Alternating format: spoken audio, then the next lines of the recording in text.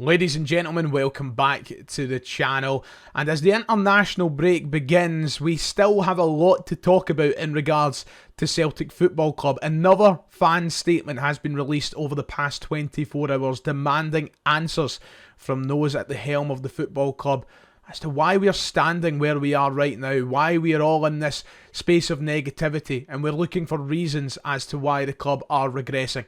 All of that alongside the Europa League squad that's been registered for the 25-26 campaign. Some news about Kieran Tierney and Anthony Ralston withdrawing from the Scotland squad. Aye, it might be an international break, but we're still keeping busy.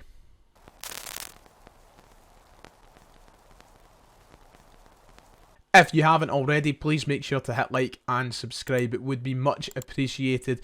I just want to make it crystal clear that I am very appreciative of your support throughout this summer transfer window, especially this past couple of weeks where things have been more negative than positive. And thank you for 52,000 subscribers. A bit of a delayed thank you for that, but I do appreciate it and I do notice. So we have a lot to talk about today. I don't want to waste too much time, and we should probably start with that fan statement that was released last night. Now, yesterday we covered the statement that was released by the affiliation of Celtic supporters clubs, which basically asked for an explanation from the Celtic board as to why we are where we are right now.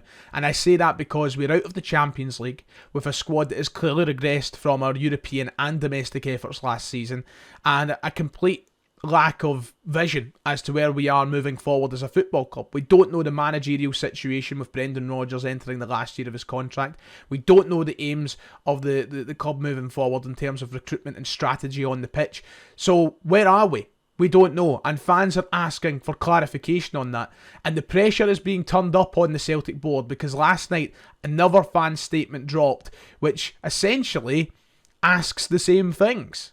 So a lot of people were wondering when North Curve Celtic or the Green Brigade were going to speak on the matter and were going to have something to say towards the Celtic board. Well, we now have that because an open letter to Celtic Football Club was dropped yesterday evening, and to do its justice, I will read it verbatim as I done yesterday. So after a disastrous transfer window and a failure to qualify for the Champions League, Celtic supporters are once again calling for urgent action to address the clear structural problems within the club. We demand full transparency from the board regarding its repeated failure to back the manager and reinvest our money into the playing squad. We also demand accountability.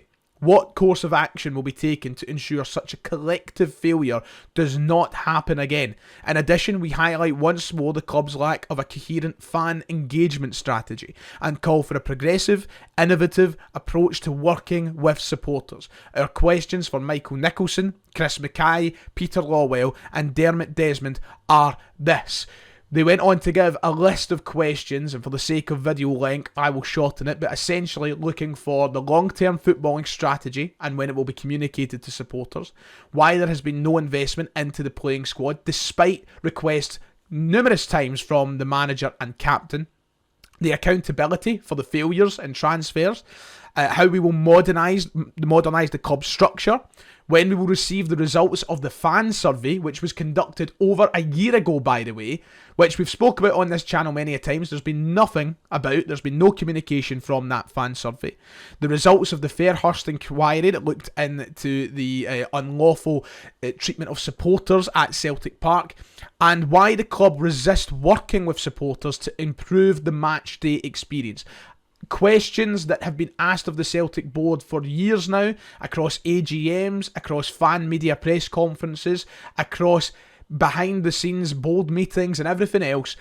We haven't had the answer to any of these questions, and that's essentially what this statement is asking. Questions that I think all Celtic fans desperately want to know the answers to. Now, this was then closed off with a statement saying it's now been years since any form of meaningful communication between the Celtic board and supporters. For clarity, this means clear, open and transparent dialogue across the support and not confined to carefully selected representatives behind closed doors. Fans have repeatedly demanded positive engagement and repeatedly been ignored. The time for silence is over. And to this point of publishing, there has been over 100 fan groups, including supporters clubs, including fan media outlets, and including fan organisations that have signed off on the letter. There has never been a more unanimous group of Celtic supporters wanting the same answers from the board as there is right now. We are desperate to know, we deserve to know, and the time is up for this Celtic board for silence. Enough is enough. We want answers. I would just like to make it crystal clear, my name or the name of the Celtic the Thunder podcast isn't included on the original post of the open letter to Celtic Football Club, despite the involvement of numerous fan media outlets. I have since contacted North Cov to ask our name to be included on the list. So I have had a few questions as to why we're not there, people thinking that I or we don't agree. Can I make it crystal clear right now? We absolutely do. The only reason we aren't on there is because the list of signatures was collated within the first 24 hours of writing it and was used with existing contacts, which we weren't of the North Cov group. So we have asked our name to be included and should be when an updated list is published. Do you know what I think is the most telling thing from this entire situation and this letter that was wrote by the North Cov last night? The amount of times you hear from certain supporters that fan organisations such as the Green Brigade and such as the North Cov are run by Neds or entitled wee guys or children, yet they can write a far more coherent, honest and well-written letter than anything we have had from the so-called lawyers, accountants, businessmen and diplomats of the Celtic board. You'd think that the roles are reversed and the people working at the club are the ones who are uneducated and unfit for purpose. That is what I seem to find every single time a situation like this occurs, because for as much stick as some people might like to give the likes of the Green Brigade, they always conduct themselves in a well-fashioned manner when it comes to the serious situations, and in response they get nothing from Celtic. And as things stand, almost 24 hours on, we still have no response from Celtic. So fair play and well done to the North Cov group for writing this letter. I'm sure it has the backing of the majority of Celtic fans. I have seen my comment section and I do know there are some people who still can't see what we're all complaining about. But it's in times like this when you realise 95% of supporters are on the same page and want the same answers. We are the majority and we deserve better. And I'm hoping that this is the start of something that can get better. I still have my doubts because I think that truly the people at the top, including Dermot Desmond especially, just don't care and have enough power to shove off anything they like. But the more people who say something, that stand up and be accounted for, the more chance we have of forcing change at this club, and that is what we need. So, I mean, everything in that letter is hard to rebuttal. If you're not on the side of it, I want to hear your reasons for being on the other side, because there is nothing in that letter I disagree with, and I don't think that any Celtic supporter should. The clock is now ticking for a response from the Celtic board, and sooner rather than later fans will return to Celtic Park. Our voices will be loud and clear. So for now, that's the last I'm going to speak on the matter until we have a further update or a further statement. But I've made my thoughts perfectly clear these last few days. I don't want to sound like a broken record, but once more, it's time for change. Enough is enough. UEFA have announced the Celtic squad for the Europa League campaign this season, as we waited all day yesterday to find out who made the cut. There are a few notable omissions that we will talk about in a moment, but first of all, let's have a look at the squad that has been selected. This is a 24-man squad rather than 25, and I'll discuss that in a moment. However, the players included as follows.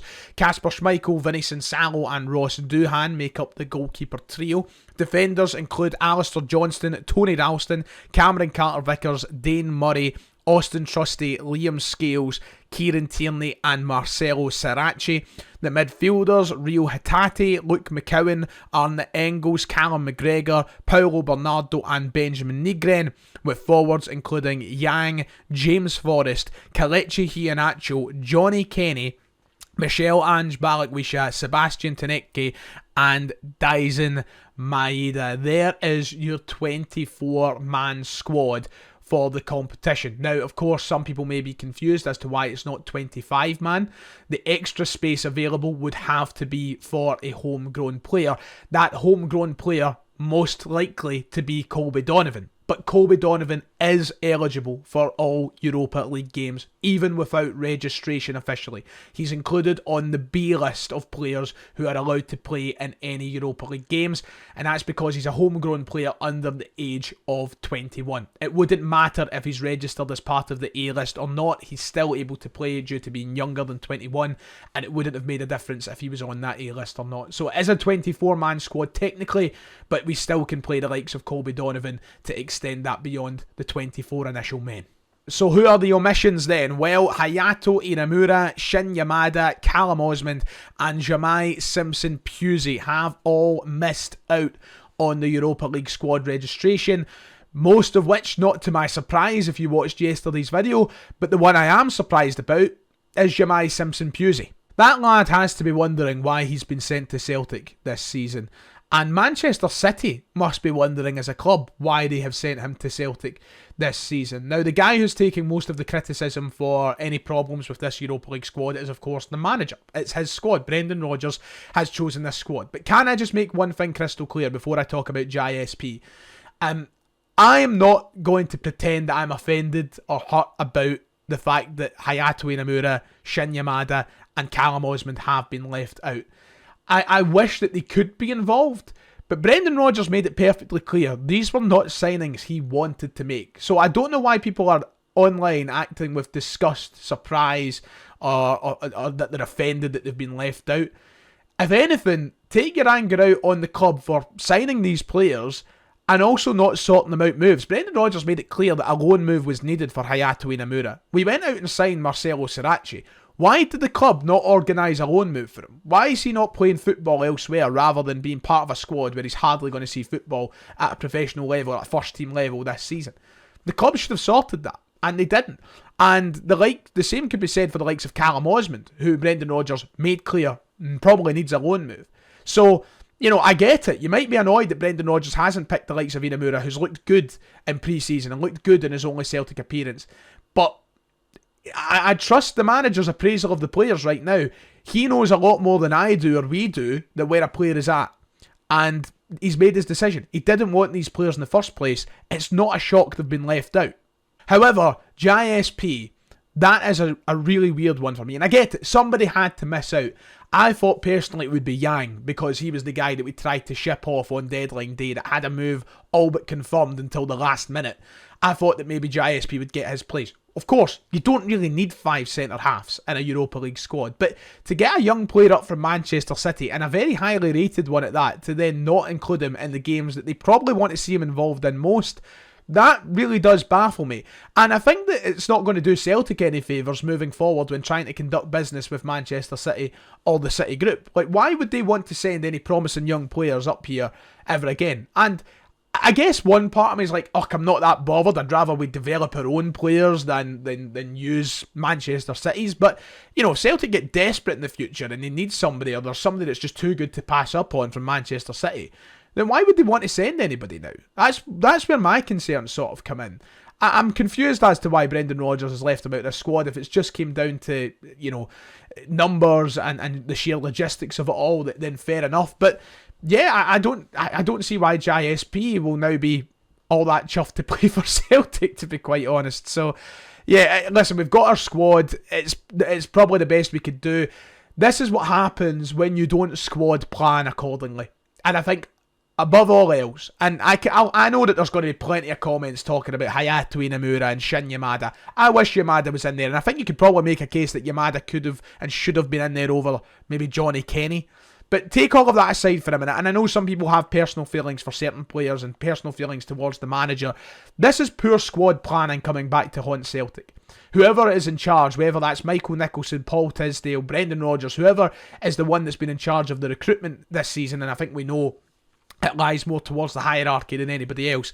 We haven't planned, and we've had to force ourselves into this position where, number one, the squad just simply isn't good enough, and B, we're having to leave out players who probably shouldn't be left out of playing. So, yeah, it all comes back to bite you, and that's that, I'm afraid, but we have our squad. Just a quick reminder, here are the fixture details for the Europa League this season. We kick off our campaign against Crvena Zvezda on Wednesday, September 24th. That's right, Wednesday, not Thursday, away from home, an 8 o'clock kickoff in Belgrade. That kicks us off before we finish up on the 29th of January. Okay, final story for the afternoon. Kieran Tierney and Anthony Ralston have withdrew from Steve Clarke's Scotland squad for the World Cup qualifiers this month. That came as breaking news this afternoon and obviously has a lot of questions being asked. At point of recording, there has been no official reasons given yet as to why they have dropped out. I don't think Steve Clarke has actually commented on it firsthand, but I think we all know that it's fitness and injury related. Tony Ralston, who picked up a knock against Kairat Almaty and carried that through into the Rangers game, is clearly needing a rest. Kieran Tierney, just quite frankly, doesn't look fit enough yet, and that's probably why he's withdrew. Probably best for all parties. Kieran Tierney couldn't play for Scotland. It's as simple as that. It would be detrimental to Celtic, detrimental to Kieran Tierney, and probably detrimental to Scotland as well. Let's be quite honest, he hasn't looked sharp enough in the competitive fixtures thus far this season. Against Rangers, he looked knackered. And I don't think that there's an injury on the horizon or anything like that. I think it's just a case of him not being fit. And some people might say, oh, he should go and play for Scotland. It will get his match fitness up. I don't think match fitness is the issue. I just don't think that he is fit. I don't know if there's something with his legs or whatever else. He just doesn't look right. And I don't think playing for Scotland would have helped him any. He really needs to use these 2 weeks to get himself in shape and to get himself in the position where he can last 90 minutes. Because if we get into October and Kieran Tierney still isn't playing 90 minutes for Celtic, I hate to be that guy, but I think a lot of us are saying the same thing. That is concerning. I've not had much of a problem since he's came back, and I've certainly not been one of these supporters to jump on his back quickly. I know it's going to take time for him to get up to speed, but he's getting paid a lot of money to play football for Celtic, and that's not playing 60, 70 minutes every week. That's playing 90, and he needs to get there. But against Rangers, he was struggling. Really, really struggling. So that needs to be looked at. He needs to work hard with the fitness team, the sports scientists, the physios over this next fortnight before Celtic return, for the sake of his own career more than anything, but because we want him and we all love the fact he's back and we just want to see him at full strength and full fitness, so hopefully that's been worked on. Right, that does it for today. This video lasted a little bit longer than I was expecting, so I'll wrap things up quickly. If you've enjoyed, please make sure to go down below, hit like and subscribe. It would be much appreciated, and we'll be back tomorrow with an episode of the Celtic the Thunder. So until then, take care of yourself, and I'll see you all next time.